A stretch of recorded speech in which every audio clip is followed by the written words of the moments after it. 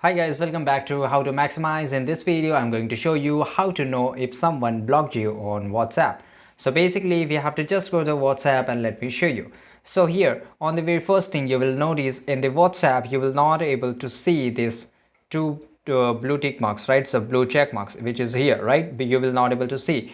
You will not able to see the profile icons, right? And even you will not able to see the active icons, right? The whether when he was or she was active, right? So this is it. And the last thing you can do, you will not able to call somebody, right? If you just try to call that blocked person that you think, if somebody has blocked you, just try to call him and you will never able to call him. And the last thing which will definitely confirm, you just try to add that person into our group. So it will just say that you are not able to, you're not allowed to add him or her as you're in a group, right? So this is the only the hints. Basically WhatsApp never tell you that you're blocked by somebody or not, but these are the hints which give us a confirmation that you are blocked.